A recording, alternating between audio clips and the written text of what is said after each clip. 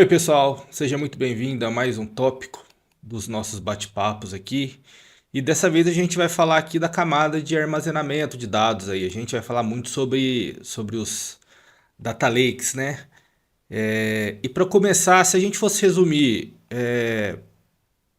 como a gente poderia explicar o que é um data lake?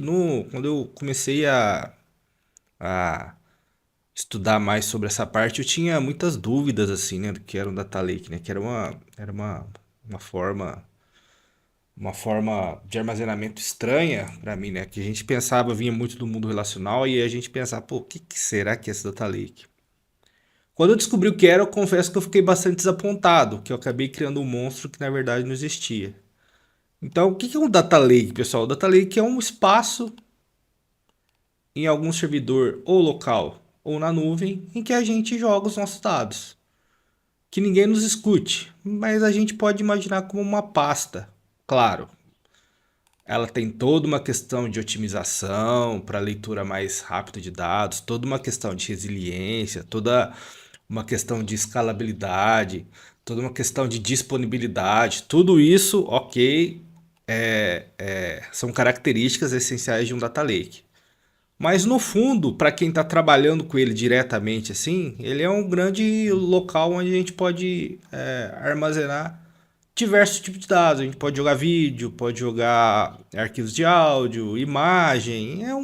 Uma que ninguém nos escute novamente, mas é uma grande pasta localizada em algum lugar. Claro, não vamos esquecer das características que a gente mencionou, né? Mas no fundo é isso. Então, como que a gente pode entender aí, ó, um repositório centralizado, ou seja, um lugar único onde a gente deposita todos os nossos dados interessantes. Ele suporta dados estruturados, dados semi-estruturados e não estruturados. Quando a gente está falando de dado estruturado, imagine que a gente está falando de forma simplória. Quando a gente está falando de dados estruturados, a gente está falando de informações disponibilizadas em linhas e colunas. Então, cada linha da tabela você sabe o que significa, cada coluna da tabela você sabe o que significa.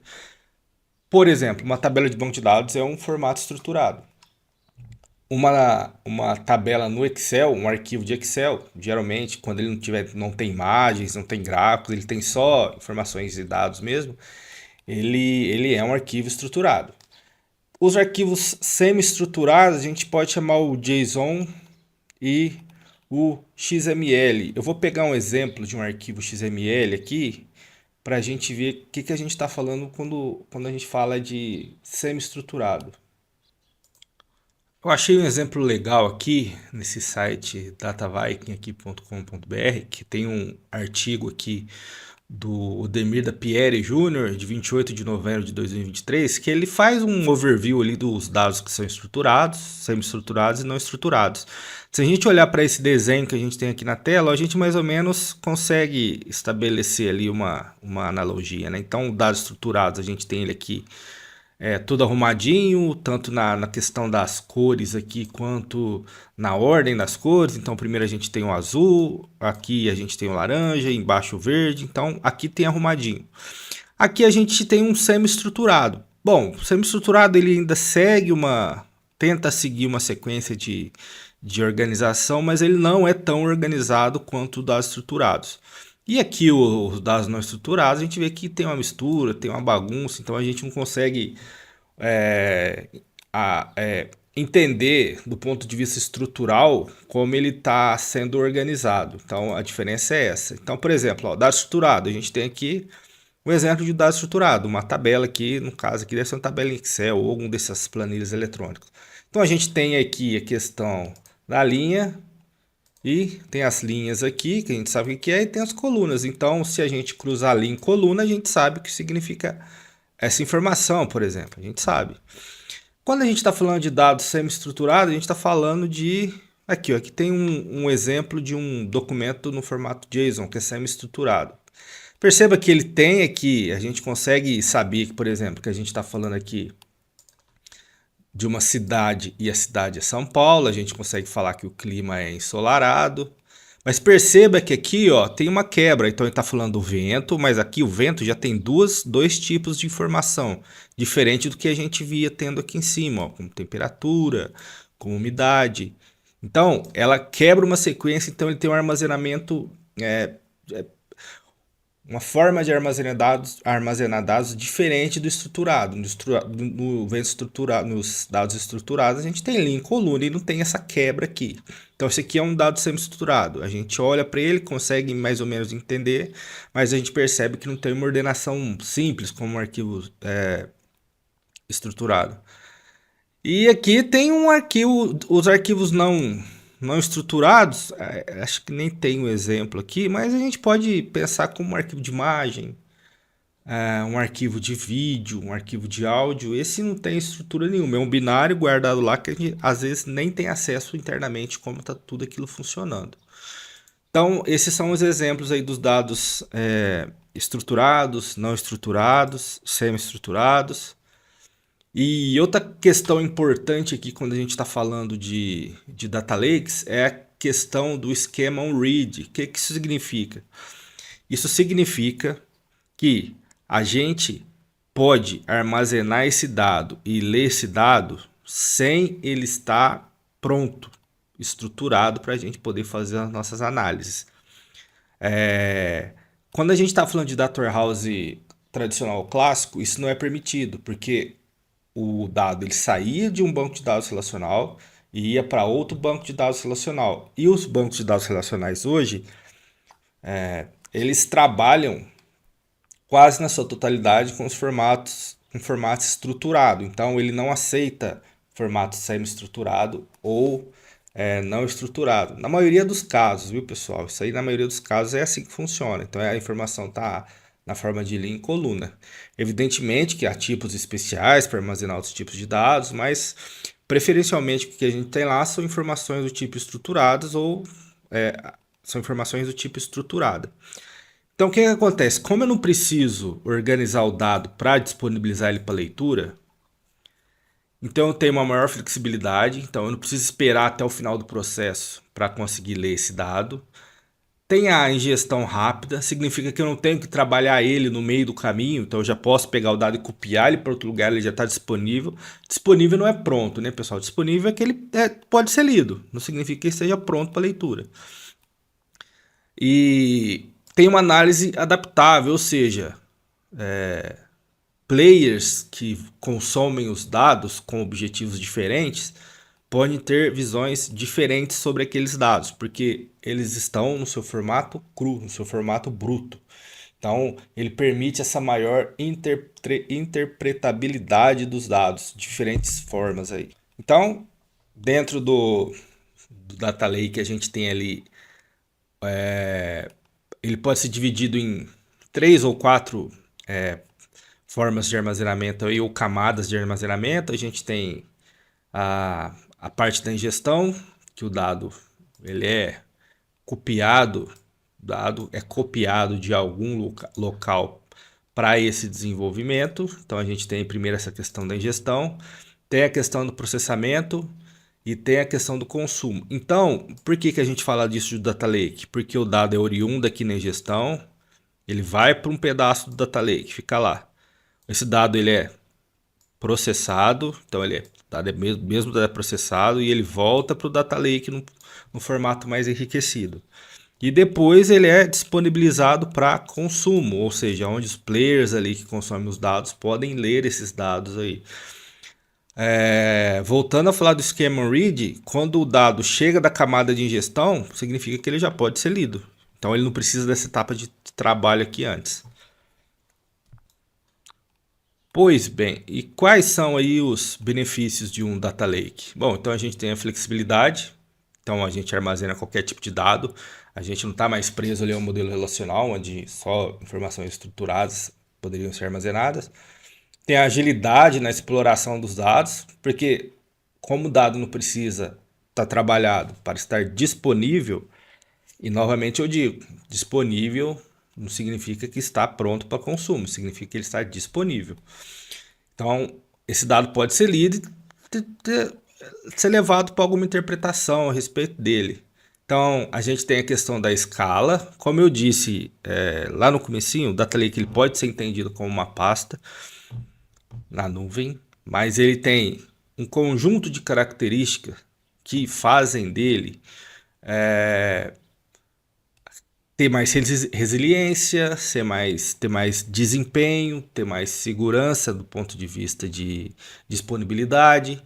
Então, essa tem a questão de escala, ou seja, ele consegue trabalhar com quantidades muito grandes de dados. Então, essa é uma característica importante dele.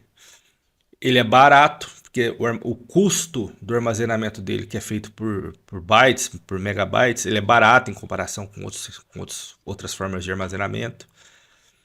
E o fato de o dado chegar bruto possibilita a facilitação de técnicas de machine learning. Porque uma vez, quando esse dado é trabalhado, muito muitas características desse dado podem ser excluídas durante esse processo de limpeza. Que por um lado isso é bom, que o dado está organizado e limpo para determinadas operações, mas ele pode ser uma coisa ruim, porque quando a gente está falando de machine learning e inteligência artificial, a gente talvez esteja falando de exploração de dados, né? E, e a gente pode ter dificuldade de perder muita coisa quando a gente está falando de explorar dados que já foram limpos, né? Então a gente pode perder muita coisa com isso. Então o Data Lake facilita essa questão.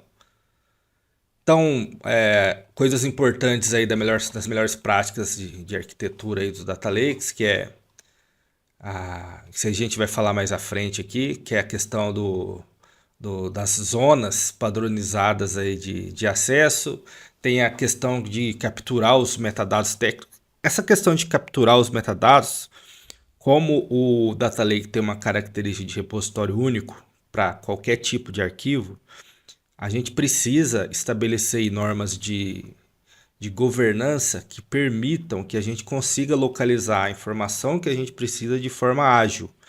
Porque às vezes pode estar tudo misturado lá. Como a gente não tem uma estrutura, pode estar tudo meio que bagunçado lá dentro. Então, questão de otimização. Novamente, como ele é um modelo de armazenamento mais simples do ponto de vista de organização, algumas situações que outros meios de armazenamento, em comparação com o banco de dados relacionais, têm, que o Data Lake não tem, é a possibilidade de ter recursos ali para acelerar pesquisas e buscas. Então isso a gente é mais manual, isso a gente tem que fazer mais. Então, dependendo do formato que a gente usa para diminuir a taxa de leitura, para recuperar a informação, questão de particionamento dos dados, utilizar técnicas de filtragem ali quando a gente está trabalhando nas consultas, tanto nas consultas SQL quanto quando a gente estiver utilizando o PySpark para fazer consultas, e aproveitar a questão aí do processamento paralelo que ele já tem. Como ele é feito para ter uma escalabilidade grande, então é importante ele trabalhar bem com essa questão do processamento paralelo. Então, o que a gente tem aqui? A gente pode, uma das formas da gente trabalhar com Data Lake é separar eles em camadas. Então, como a gente já mencionou que o dado ele chega e precisa ser trabalhado, então a gente cria camadas de separação conforme o nível de tratamento que aquele dado recebeu. Então, normalmente tem a arquitetura medalhão, que é muito comentada, existem outras, mas existe a arquitetura medalhão que separa um data lake em 3 camadas: camada bronze, camada prata e camada ouro. Que significa o quê? Quando o dado está na camada bronze, significa que ele é um dado mais cru, um dado mais bruto. Ele sofre algum tipo de trabalho e vai para a camada prata. Então é um dado um pouco melhorado. Então ele já tem enriquecido de alguma forma, já está mais limpo, mas talvez ainda não esteja disponível para consumo. E depois são feitas agregações e resumos, sumarizações nesse dado e disponibiliza esse dado na camada Gold. Em tese, a camada Gold é a camada que serve para consumo. Então todo mundo, todos os players, os analistas, os cientistas de dados, que em tese precisem pegar dados mais formatados, mais limpos, mais organizados, eles acessam a camada ouro para pegar esses dados. Aqui ele está com um nome um pouco diferente, ele está com o nome de Raw Data Store, Intermediate Data Store, Processed Data Store. E archive. Archive é quando a gente não precisa mais do dado e deixa ele lá, repousando lá, para depois excluí-los. Mas é uma camada de arquivamento mesmo. Então a gente tem essas três formas aqui, ó. Então a gente pode entender o RAW como bronze, o intermediate como prata e o camada de dados processados aqui como ouro. Então elas estão estruturadas da mesma forma, só com uma nomenclatura diferente. Uma questão importante para performance, que a gente vai ver aqui também, é a estrutura hierárquica. É interessante também, por questões orientadas à performance, mas também de organização, a gente separar os dados em diretórios específicos. Então aqui a gente tem um exemplo que a gente tem o nosso diretório raiz aqui, o top da hierarquia, que ninguém nos ouça novamente, mas eu estou falando de pastas dentro de pastas. Então a gente tem as pastas aqui, as subpastas e no final aqui que a gente tem um arquivo separado. Por que isso é interessante? Porque dependendo da forma que eu for ler esse dado, dependendo dos critérios de busca, de filtro que eu vou estabelecer sobre esses dados, sobre a consulta sobre esses dados, eu não preciso procurar em muitas pastas, eu procuro em pastas específicas. Então, isso adianta para a gente quando a gente está falando de leitura. Não precisar procurar em tudo, procurar em lugar específico, deixa a nossa busca mais rápida, né? Então, aqui a gente tem um desenho de arquitetura de como mais ou menos funciona dentro lá da camada do Data Lake. Então, a gente tem aqui a nossa área de ingestão de dados, a gente tem o dado chegando aqui no raw.store, que pode ser chamado também de nossa camada bronze. Esse dado ele é processado, olha lá, está falando que ele é filtrado, limpo e vai para uma camada intermediária, camada prata. Perceba que aqui ele já pode ser lido de alguma forma. E após o dado chegar aqui limpo e organizado na camada de intermediária ou camada prata, se a gente precisar, o dado ele é agregado, sumarizado e destinado aqui para a camada ouro, camada gold aqui. No nosso caso aqui no nome tá camada processada, por exemplo, né? Aqui é o processo e aqui é onde ele é armazenado. Aqui é a nossa camada gold. Vou colocar um G de gold aqui, um P de prata e um B de bronze. Então, o que a gente tem aqui em resumo é isso. Então, o dado chega aqui, é processado, limpo, tirado as impurezas, vai para uma camada intermediária e mais organizado, agregado, sumarizado e vai para a camada processada para consumo. E aqui os consumidores acessam esse dado. Quando a gente está falando de schema on read, então veja bem, apesar da camada de consumo normalmente ser a camada gold, uma vez que o dado já está disponibilizado no Data Lake, significa que ele já pode ser consumido. Claro, cada etapa do consumo aqui pode ter os seus benefícios e as suas desvantagens. De pegar o dado um pouco mais sujo, o dado não totalmente processado, mas dependendo do objetivo da análise, esse dado pode ser lido aqui, pode ser lido aqui. Então, uma vez que o dado chegou na camada de ingestão, ele já está disponível para consumo. Essa é uma característica importante do Data Lake. Aqui a gente tem outra arquitetura, falando a interação sobre as camadas, aqui fica mais interessante para a gente ver. Então, o que a gente tem aqui? Ó? A gente tem aqui o Data Lake, está quase como um componente central aqui. A gente tem a camada de processamento. Veja, depois que o dado, se a gente seguir as setas aqui, a gente vê que o dado aqui, ó, depois que ele é processado, ele pode ser ir para a camada aqui de serviço ou camada de até um figura de um garçom segurando a bandeja aqui, de servir mesmo, onde os dados são servidos. Ele tem a questão aqui de analytics, aqui quem trabalha mais são os analistas de dados, que fazem algum tipo de operação no Data Lake e disponibilizam essa informação. Isso aqui é um desenho claramente da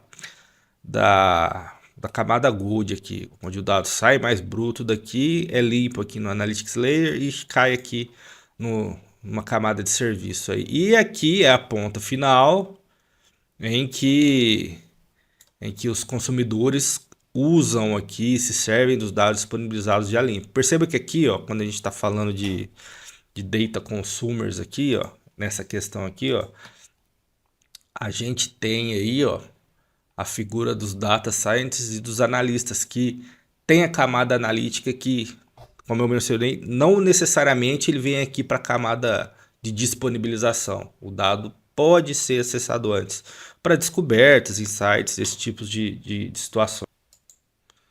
Beleza? Então, pessoal, sobre Data Lake é isso. Não tem muito o que mostrar. Talvez eu mostre aqui só um. Então, aqui, ó, a gente tem aqui essa ferramenta que eu tô aqui, ela é o Azure Storage Explorer, que acessa um Data Lake que eu tenho. Perceba que eu tenho aqui a figura da conta de armazenamento, que é o nome lá do meu registro, e tem aqui uma pasta aqui que são separadores, que são os containers, assim. Aqui que ficam os arquivos aqui, os diretórios que eu tenho os dados aqui. Então, por exemplo, eu vou abrir aqui, ó, se a gente for olhar, a gente pode ver que a gente tem aqui, ó, essas pastas foram todas criadas por mim, viu, pessoal? Então, é uma questão eu não gosto muito de falar, mas é uma grande pasta aí, otimizada, uma pasta futurista aí que a gente pode guardar os nossos dados. Então, aqui no formato de pasta mesmo. Então, tem os arquivos aqui dentro, eu posso carregar arquivo aqui para dentro. Então, esse é a figura do Data Lake é essa. É um grande repositório onde eu jogo vários tipos de arquivos aí.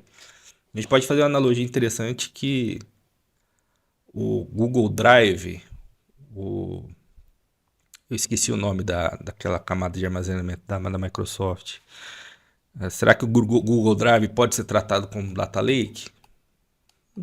Por questão não estrutural, de leitura rápida, de escalabilidade, nada disso. Mas é um local onde a gente joga os nossos arquivos no Google Drive. A gente não analisa, né? A gente só guarda lá e depois, quando precisa, pega. E mais um Data Lake aí tem a camada de organização e processamento aí. Mas é isso, não tem muito o que falar do Data Lake mesmo, é mais das operações que são feitas sobre eles. Então eu vejo vocês no nosso próximo encontro. Até mais.